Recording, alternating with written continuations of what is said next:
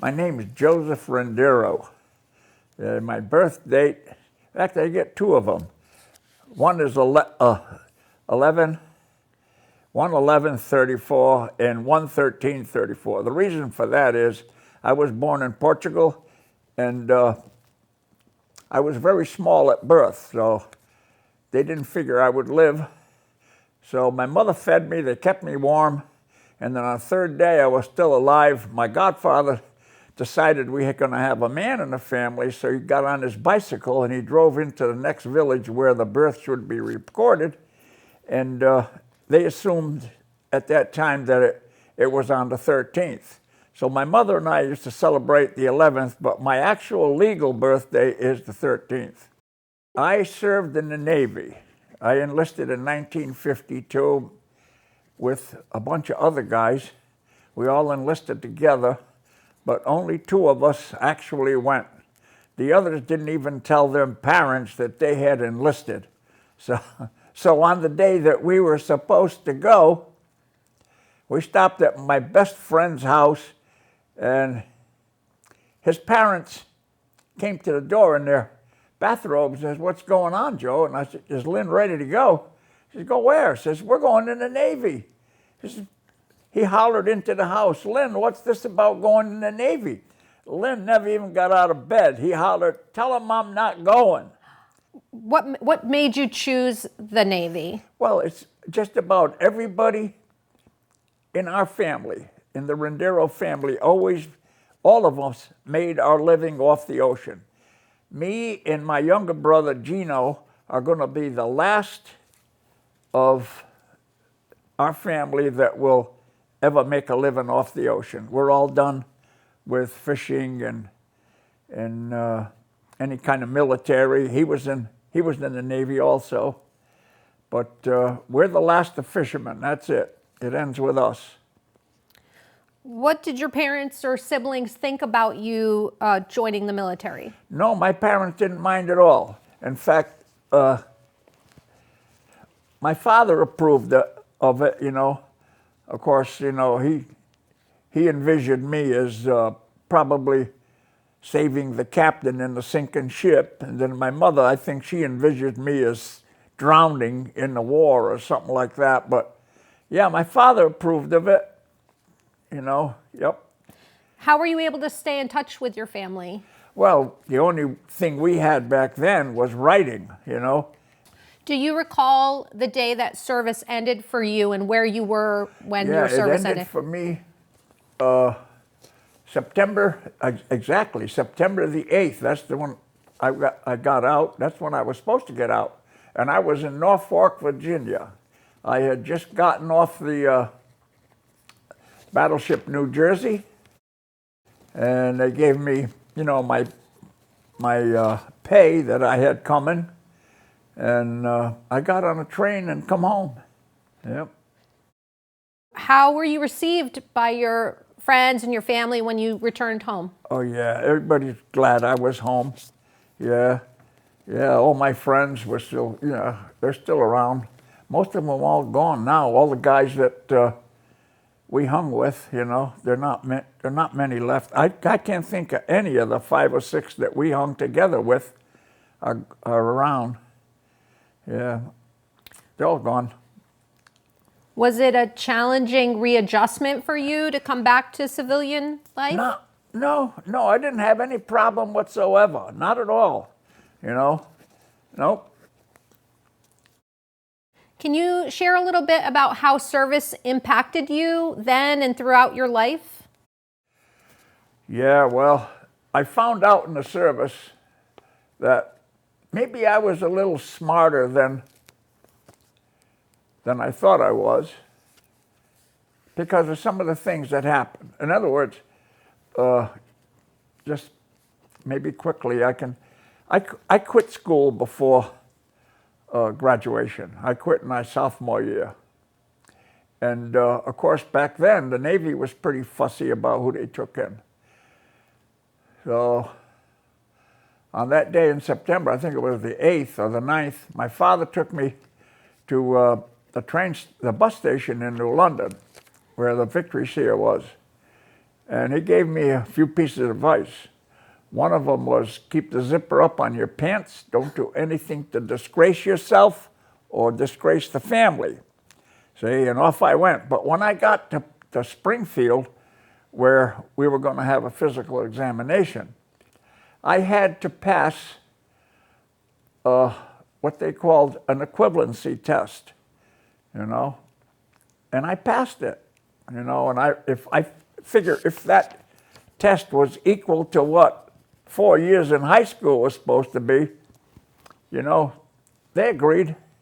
Well, I wanted to get to Korea, just like everybody else my age wanted to. We'd seen a lot of them John Wayne movies, and I picked small ships on the West Coast.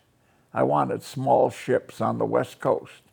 But when we got done, I got the biggest ships on the East Coast, and instead of going into something like bosun's mates and stuff like that, deck crews and stuff like that, I got to be a machinist mate. I was destined to go into the bowels of the ship and learn how to operate engines and machinery, and I did pretty good at that. And was that considered the specialized training that you received while you were there? Yes. I guess that test I did, you know, that's what they decided to do. On the other hand, I figured I'd be going to places far away, and I was in a couple of hours of where I lived. Did you continue friendships, those friendships over the years after you got out of the service? Did you continue those friendships? Well, in the engine room, the guys I went into the engine room with on the USS Salem was my first ship. She was flagship for the 6th Fleet. There was 18 of us that went into engineering department. Out of the 18, there's only 2 left, and that's me and my buddy Dick Morandi. Him and I were as tight as 2 men can be. We shared everything through the 4 years up until he got transferred someplace else and I got transferred to the battleship New Jersey. But today, we kept, you know, in touch with each other all the time. Every Christmas and even through the years, when something's going on, we call each other. We all decided that when one of us passed, we would send a copy of the obituaries to the others. And that still goes today. Yeah, 3 years ago, the last that I heard of, you know, he passed and his widow sent me a copy of his obituary. Yeah, that was something else. Are you part of any veterans organizations? Well, I belong to the VFW and the American Legion. What are some life lessons that you learned from your military service?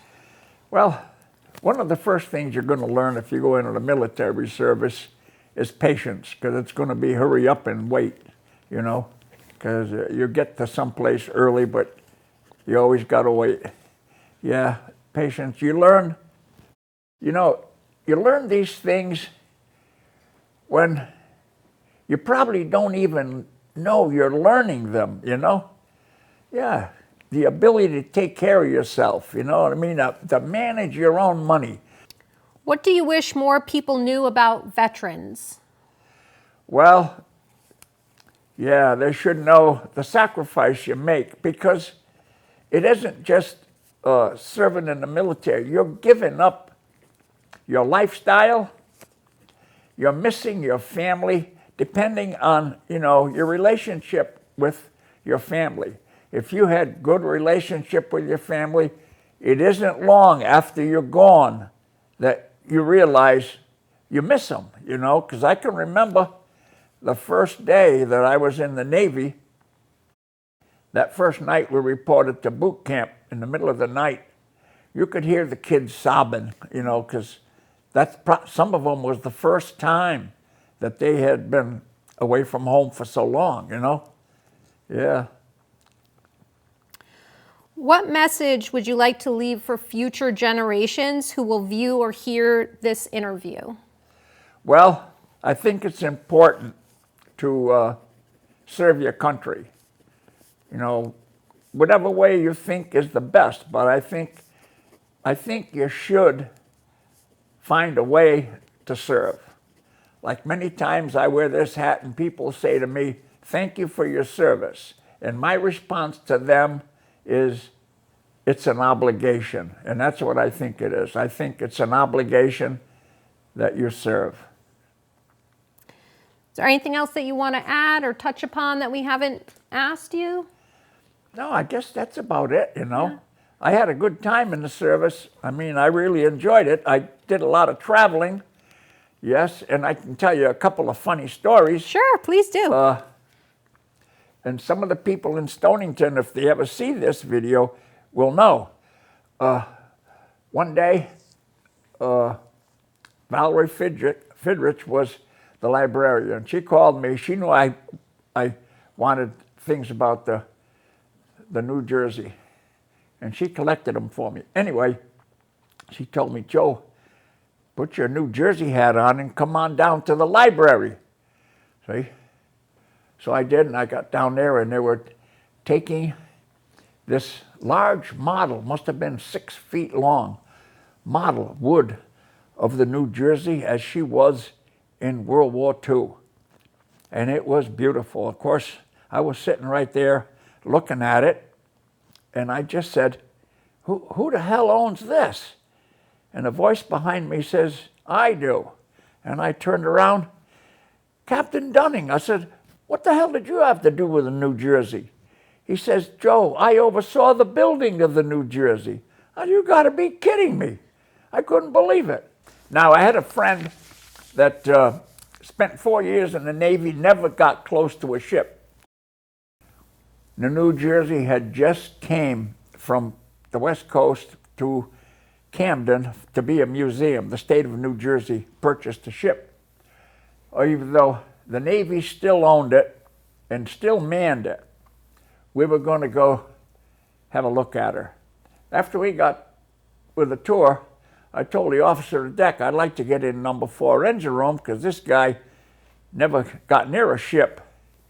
I'd like to show him what it takes to make 45,000 tons go 38 knots, which is over 40 miles an hour in the water."